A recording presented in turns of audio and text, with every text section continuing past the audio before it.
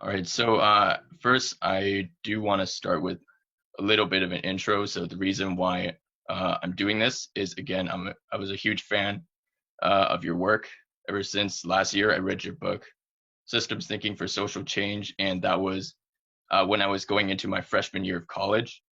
It really helped in terms of helping me to write essays, especially on another level when, like most of the things we're taught in school, we're taught a lot about theory.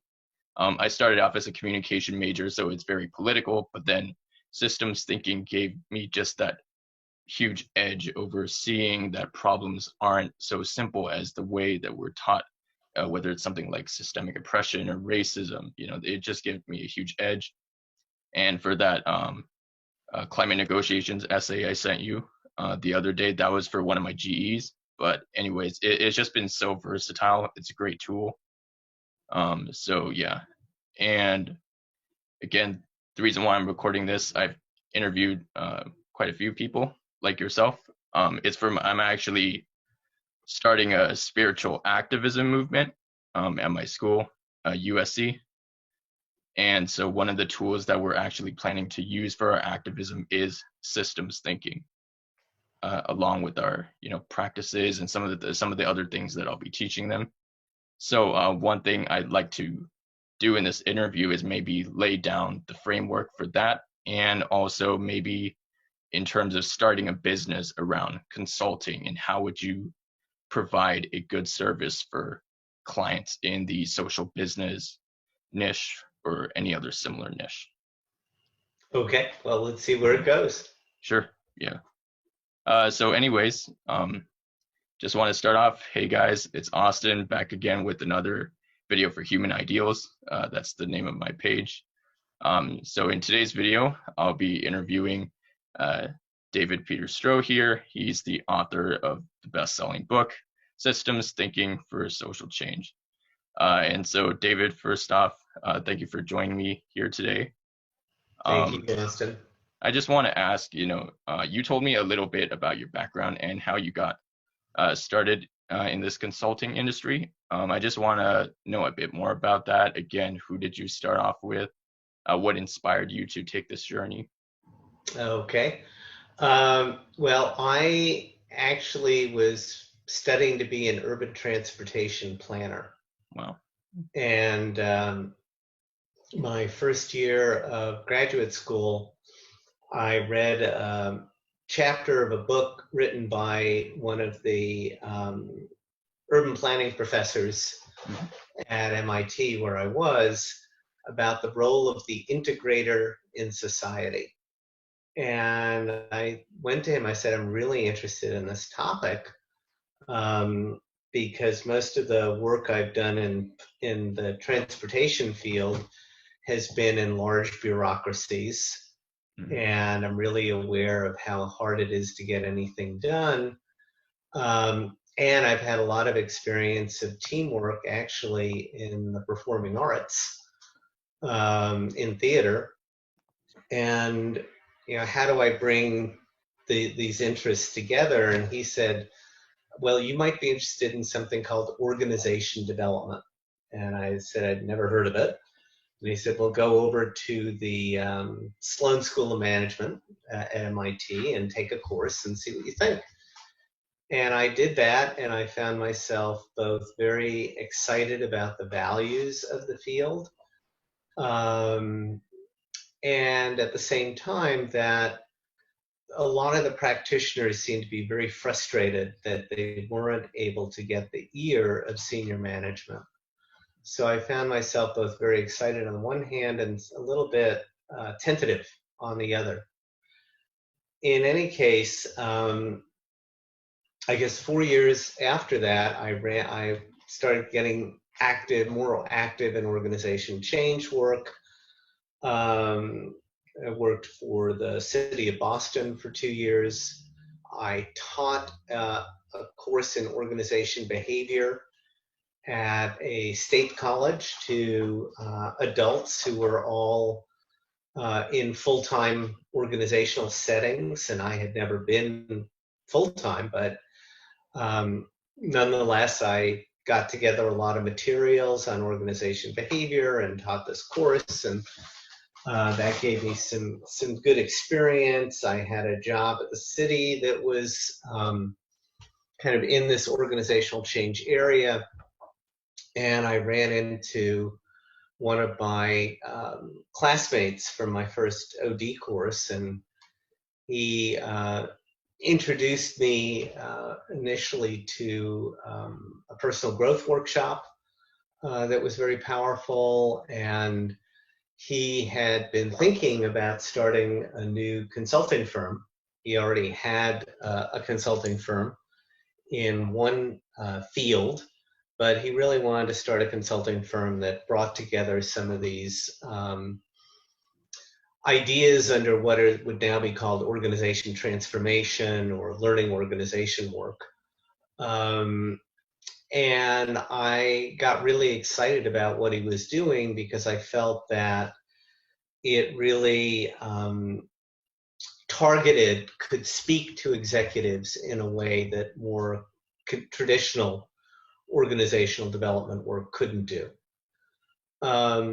So I attended a number of startup meetings for this firm that he was putting together. I met some of the other people who he was engaging in this, and actually began selling the first product that we had as a firm, quite successfully. I made 2 sales and kind of got in the door that way.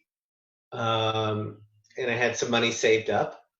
So I basically told him that I think I'd like to leave my job in the city and kind of throw in with you and see where it goes. And I was in my late 20s, and I felt I could take that kind of a risk, and I did have some money saved up. So that's what I did. And I was connected with a group of, I would say, people in their early 30s, but who were extremely mature, had some excellent contacts. And our firm became the pioneering firm in what became known as organizational learning. And one of my other colleagues, co-founders of the firm, Peter Senge, went on to write The Fifth Discipline in 1990, which was the leading, basically the management classic in the area of organizational learning. And, you know, the firm did extremely well. I actually left for a period of time, went back to, went internal, because I wanted to get some more internal experience. So I worked for a digital equipment corporation for 6 years. And they were the second largest computer firm in the world at that point. And I got a lot of consulting experience. Then I went back to the firm I co-founded called Innovation Associates. And we sold the company to Arthur D. Little, which was a management consulting mid-level but very highly respected management consulting firm in the mid-90s. Was with them for about 5 years, and then they started to fall apart. And I had always wanted to do more work in the social change arena. And I always felt that, even from my urban transportation days, that connecting people more effectively to themselves and to their environment required both sort of an engineering mind, which is where the systems thinking work came in, and also an understanding of behavioral sciences, and ultimately spiritual development. So I took all of that and decided to apply it much more towards social change, which is something I could do more effectively on my own then connected with a consulting firm that mostly served other corporations, because the business model is very different. And I had really developed an interest in the 90s, particularly around systems thinking, which was one of the dimensions of the work we offered, and had experimented a lot when I went to Digital Equipment Corporation, helping people apply systems thinking to change. And this, when systems thinking was first introduced, it was a set of principles and tools, but there was no change framework behind it. And so I really embedded a change framework with it. And that, plus the commitment to social change, is what ultimately led to my writing the book and the work that I continue to do. Yeah. Also, yeah, one thing I noticed, you mentioning all these connections and how you sort of change your direction as you went along. Mm-hmm. One thing is that with regards to your distinction between corporate management and the social change, the world of social change, Mm-hmm. what I see is that they're based in two fundamentally different mental models, if you call it. I think you mentioned this concept throughout in your book. So in terms of applying systems thinking to both environments, what would you say are some of the diverging principles that exist or mental concepts or perceptions that exist in the world of social change as opposed to the world of corporate management? Good question. I think there's quite a few. I think that even though business people will say that they have a higher purpose for their work, most of them still boil it down to what can be measured in terms of profitability. And I believe they still make way too many decisions based on just profit as an incentive. Recently we're seeing efforts by, for example, CEOs at the Business Roundtable to expand the definition of who the corporation serves beyond shareholders to stakeholders more broadly.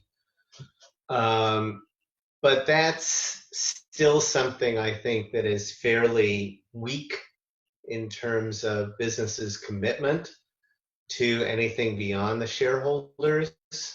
I also think that there are so many externalities in capitalism that are not, that businesses are just not motivated enough to incorporate into their decision making. Right. So they try to absorb as much private gain as possible and offset as much social cost onto others, social and environmental cost onto others as they can. So as much as I appreciate the efficiencies of business and the ease with which one can measure success and failure, relatively, because again, it kind of still boils down to money and what revenues you can absorb and what costs you can offset. There's not, to me, enough intrinsic value placed on social health and people's real deep happiness. It's mostly, what can we sell and get away with selling. Right. And they're wonderful people who work in business. And they pay for their college kids to go to college, and they're good family people. And but there's something about the structure of capitalism, the way it's currently being operated, that makes it very soulless and ultimately dangerous. I say that the organizing principle of business is growth, and yet the organizing principle of nature is balance, which is a totally different organizing principle. When you work for social change, you're trying to balance different needs. You're trying to identify where the common ground is, but you're ultimately trying to serve a whole that is much bigger than the immediate interests of your own organization. And even if you're a nonprofit, you do have to be able to pay the bills. You do have to be able to raise enough money, get enough money through funding, whatever it is. So it's not that money isn't a concern, but it really is much less of a concern than the underlying mission that people are committed to. And I really want to be doing my work with people whose underlying sense of purpose is much more aligned with my own, which is why I've shifted to the social change work. I think I very much feel the same way in terms of alignment of purpose, working with other people. I think in terms of what you said about providing this incentive beyond profit, especially in a capitalistic society, again, I think in the US, we notice a lot of aversion towards any mention of socialism or communism. And even I myself, like, I'm not too much of like a socialistic type. I still tend to lean towards like free market, or if you would call it like a humanistic model of capitalism, if that's possible. But in terms of moving away from a profit incentive, how do you propose we could do that, like as a society, or maybe on a smaller communal level? Like where does creating that incentive start? Well, I think some of the terms that I'm coming across these days are, one is the difference between an extractive economy and a regenerative economy. So an extractive economy is based on extracting resources, and not just extracting environmental resources, but also extracting whatever you can get from human labor at the cheapest possible cost. And I think that's ultimately very defeating and destructive and dysfunctional. I recently came across some work, by contrast, of people who are looking at rethinking capitalism. And one of the things they point to, and it is not just Scandinavian countries, interestingly, but Canada is has a much more diverse population than Scandinavian countries. So sometimes the rap is, you can get away with this in a much more homogenous culture than you can in the US. But Canada, I think, is a pretty good example of a diverse culture that still manages to find a more meaningful way of thinking about the relationship between business and government, for example. And my understanding is that they think of the purpose of government is to redistribute wealth and generate new wealth. And that, on the other hand, they don't try to regulate business that tightly,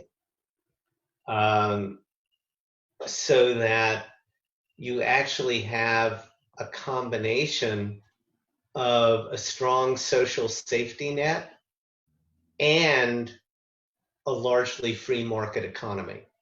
Mm-hmm. So they don't need to be either or as mutually exclusive. They can actually go together. And Scandinavians in particular, and I think Canadians would think this way as well, they don't think of themselves as socialist countries at all. They think of themselves as social democracies.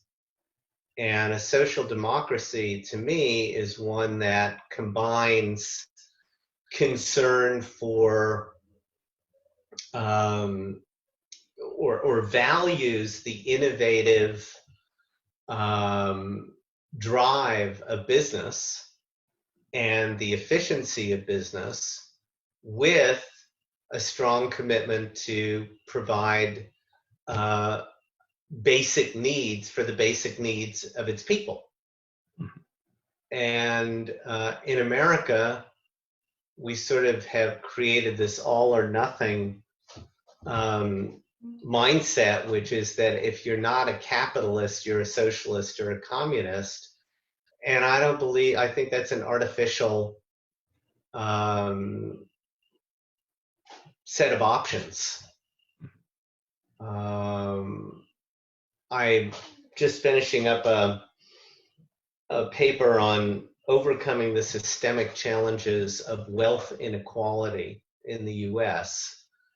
And one of the points I make is that basically there is a selfish elite. There are plenty of people with money who are good people and want to do the right thing, but there's a selfish elite that redirects anger that should otherwise be directed at them for hogging as much as they do. One, to fanning ethnic conflict instead of acknowledging the problems of the class divisions that they fan and benefit from. And the other is their need to put down government and make government something that's bad. And the reason they do that is because it just means that more wealth can be concentrated in their hands. Government is the institution that we have in society that is there to look out for the public good. And we need it. And ultimately, I believe business needs it as well, because otherwise we really tear at not only the economic and political fabric of the country, but ultimately the social fabric of the country as well. Yeah, one argument I've heard, especially with regards to the government being construed as the enemy, I think that really goes along with the libertarian sort of viewpoint. I actually know a libertarian pretty closely. He runs like a spiritual group. But anyways, the one of the arguments I've heard him make and other libertarians make is, for example, if you look at wealth inequality with regards to the African American population here in the U.S., one argument they make is that the conditions they're in are actually caused by like sort of the left leaning Democrat crowd inflating the strength of the government and having the African American population excessively rely on welfare programs. And so what they propose on the libertarian conservative side is that they should so-called pull themselves up by the bootstraps. We should be cultivating African American entrepreneurship in business rather than having them rely on such social safety nets. I think, yeah, intuitively speaking, yeah. And what do you think of the argument? Well, I'm not so sure what to make of it, because I think that on the one hand, there needs to be some sort of social safety net in order to protect them, like especially let's say if they're close or below the poverty line, if they're in that desperate of a condition, it's very hard to, again, there's the saying, it takes money to make money, right? So if you're going to start a business, oftentimes, you can never start from nothing, especially if you're meaning if you can only make as much money scraping by to meet your basic survival needs and nothing more, then they won't be able to start such a business. And yet at the same time, we don't want an excessive reliance on a social safety net if possible. So I think the deeper issue is, again, this is where something like systems archetypes would come in order to solve this issue. I don't exactly know what, because I haven't researched this issue in particular. Maybe you could shed some insight on that, some ways in which we could resolve this. Well, I think what I would be glad to do is, once I get this next iteration of the article done, I'll email you a copy. Sure. You can see whether it makes sense to you based on, in terms of how it relates to your friends' arguments and your own thinking. Yeah, even right now for me personally, I'm still very much exploring. I don't feel like I'm politically informed enough in order to take a concrete position. Like, for example, I'm a hardcore libertarian or hardcore socialist or whatnot. I'm just not at that point yet. And for me, what's really good is having these frameworks like systems thinking or spiral dynamics or integral theory, whatever, in order to see that, okay, in terms of the way we're taught about politics in the United States, we're not really taught that deeper level systemic thinking. So we really can't, it's very dangerous to limit our viewpoints into specific ideologies and not looking, it's very contextual, right? Like in some situations, libertarianism, like small government, low taxes may be good. In other cases where, let's say, you need the benefits of social safety nets, libertarianism doesn't work so well. But it's different parts of society. Yes, I like the fact that you gravitate toward contextual thinking, because I think absolutes of any kind are very, very dangerous. They're just too simplistic. And there's a wonderful quote by a French philosopher who said, "Trust those who seek the truth, doubt those who find it." Yeah, that's pretty solid. I would also say that, especially here in the US, centrism also gets a bad rap. And in some sense, rightfully so, because again, there's that lack of nuance and an evaluation of, social issues like this on a systemic level, where we just take, like a middle point into opposing positions, and we think that because we do so, we'll be more informed, or it'll be a more enlightened position to take. But that really isn't the case. I think that's also a major issue when, on bipartisan bills, if, the Democrats and Republicans do work together. So, going into that, I think in terms of, let's say, if you're someone that's going into politics, I think this is especially relevant for college graduates or aspiring activists on campus. Where would you start? How would you start to teach systems thinking in terms of getting them into a political activism type role?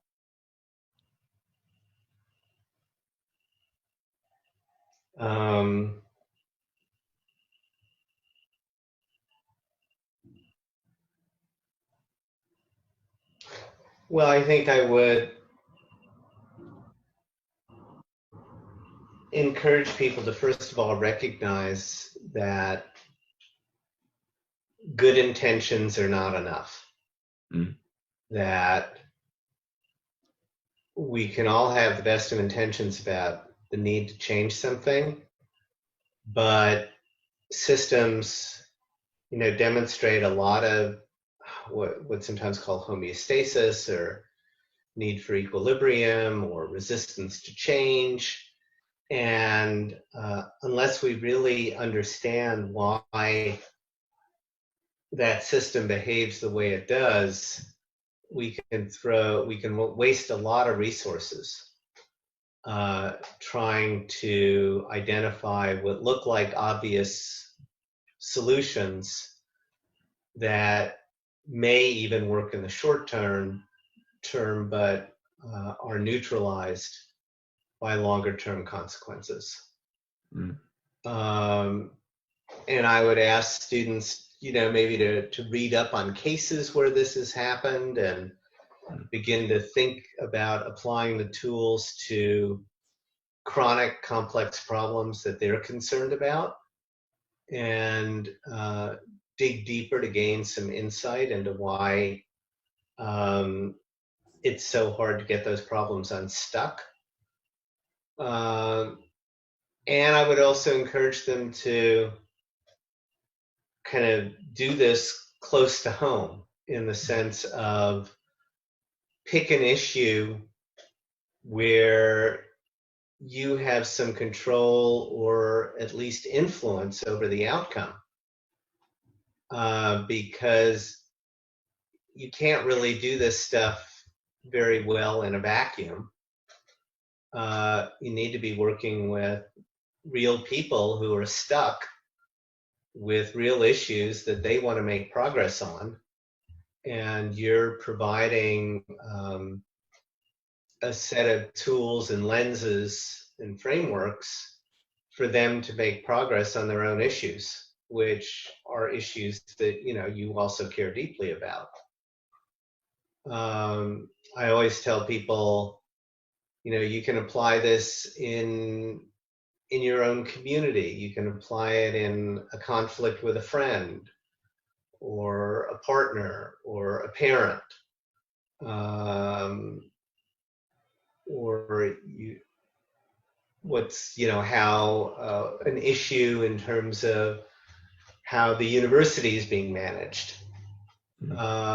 So just try to take it as close to home as you can, because then it won't just be a theoretical exercise, but one that really enables you to integrate the challenge of ideas with the challenge of people, basically. I think for many of the viewers that will be watching this later, not all of them will be familiar with your book. So I think maybe to make it simple, I know you mentioned a lot of examples with regards to the archetypes in your book, like limits to growth, accidental adversaries, shifting the burden. Could you maybe provide like a simple example for them to get an idea of how these archetypes work? Sure. So one of the most common problems we have in California and elsewhere is homelessness. And the kind of humane and immediate response to homelessness is to provide temporary shelters. And in systems thinking terms, there's a dynamic called shifting the burden to the intervener. And in work that I did about 15 years ago with a community that wanted to end homelessness, my colleague and I were able to show them that not only were shelters not really enabling that community to end homelessness, but unintentionally those shelters actually perpetuated homelessness. And that without permanent, supportive, affordable housing, the problem would just continue, and more money would be funneled into supporting shelters, because it didn't really address shelters didn't fundamentally address the issue of giving people a permanent roof over their heads, which is what they need. And we all know, in California, there's certainly efforts to create more affordable housing. And then there's the not in my backyard type of problem where people say, yeah, we'd love it, but just don't have those people live anywhere close to me.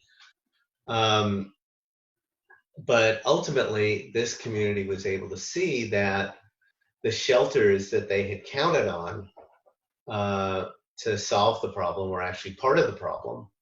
And they moved to investing much more in housing that could be transitional to permanent housing. Yeah, I think that'd be especially relevant to students at USC. I know a lot of them are passionate about homeless outreach, especially we're so close to Skid Row. Yeah. I think one thing. Cases in the book. I do remember it now that you mention it now.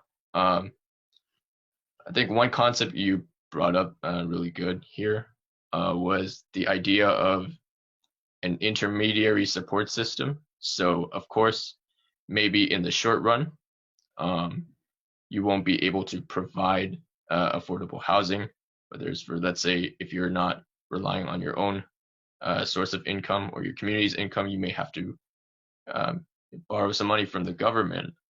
Then in that case, in the short term, you would need those homeless shelters. But in the long run, you have, you're creating this system in mind with the fact that, okay, you need to provide affordable housing to them in the future, and then hopefully move them out of, that intermediate solution that you've created.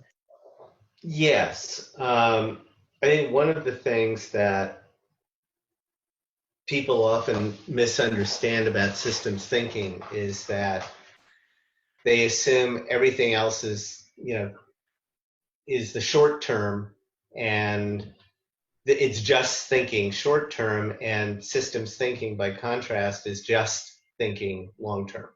And that's not true. Systems thinking is about thinking about the short term and working in the short term in service of the long term.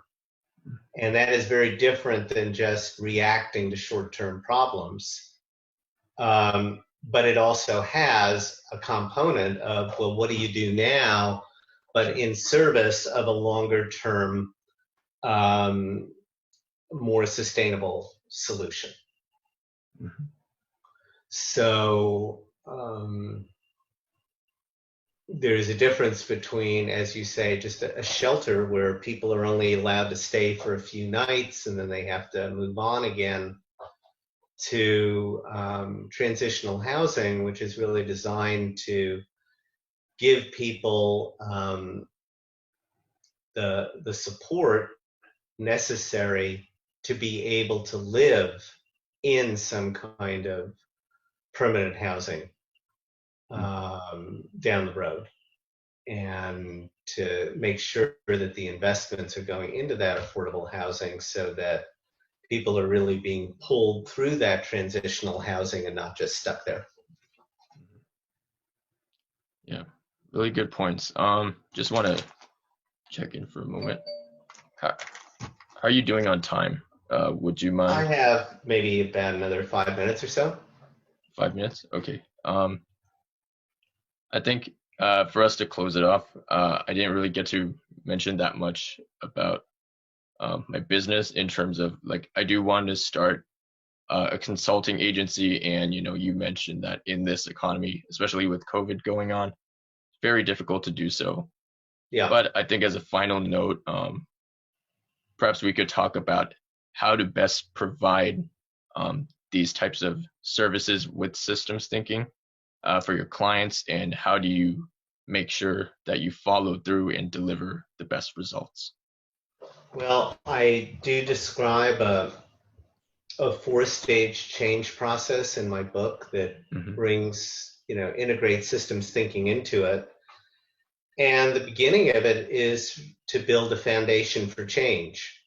And that means finding the people who care about the issue, who are affected by the issue, who can impact the issue, and who are frustrated themselves with not making more progress. And if it's going to be a business, then it's also people who can pay you to help them address that problem. I found that getting some life experience inside an organization first, in a job, just gave me both a financial foundation and a practical foundation from which to take the risks of opening up my own business. And even then, I didn't open up a solo practitioner business for more than 20 years after that. I worked with other people, both first as an external consultant then, and then as an internal consultant again for a while. And all of that time, I was building up equity, I was building up relationships, I was building up life experience. And all of that enabled me to work more independently later on. Now, different people may be able to work independently earlier, but I think that having what's sometimes called social capital, knowing people who can be helpful to you, is really important. Having some kind of financial base is really helpful, because you don't want to be so desperate that you're trying to push something on people. You really need them to pull on you. And if you're really struggling too much financially, that's hard to do. Yeah, even I myself, like at this current point, I do find myself struggling with that mindset, especially, let's say, like you do cold outreach. Even one time, I ran through a full 2-hour proposal, and then at the end of the meeting, I found out that the person I was talking to, she doesn't actually handle the finances. That was some guy in like their board of directors, and then they talked it out. With my pricing, they didn't want like the services I had to offer, which was Facebook advertising, one for their fundraiser, and the systems consulting package for started off with $1,500 for both, which is in the advertising agency space. That's kind of like the baseline from which people work up. So I thought, hey, that would be like a good price point. But even then, what you said, I think one, because of maybe my lack of social capital and that sort of organizational experience, I feel like this kind of consulting business really is a long-term game. Like you said, you didn't start your own solo practice until 20 years later. I feel like a lot of people, maybe if you're starting off, this really is a different kind, because of the level of depth in systems thinking and organizational development. It really is. It can be daunting at times. Oh yeah, for sure. Yeah. My encouragement is just find good people to work with, and people who maybe can, open some doors, and whom you can learn from as you go along. Sure. All right. Anyways, I think, you're also running short on time as well. So this is a good point to end it off. I just want to ask a little bit. Are you anywhere near California? Oh yeah, no, I'm in Berkeley. Berkeley. Oh, nice. Yeah. Not too far. Yeah. Nope. I'm in Huntington Beach right now. So Orange County. Got it. Yeah. All right. Anyways, David, thank you so much for joining me. I do want to, as a thank you for joining this call. I do have a connection of mine. She runs a podcast that has to do with building a regenerative business. So I'll definitely connect you with her. You talked about regenerative growth during our session as well. And so I think that you'll have a lot to offer and teach her with your knowledge of systems thinking. So again, Very you're a kind huge of you. inspiration for me, and I really appreciate Thank your you time for with me. reaching out, Austin, and Mhm. good luck to you. And as I said, I will send you that article when I finish it up now. Sure. Thank you so much, David. You're welcome. Have a good Take day. care. Yeah, Thanks. take care.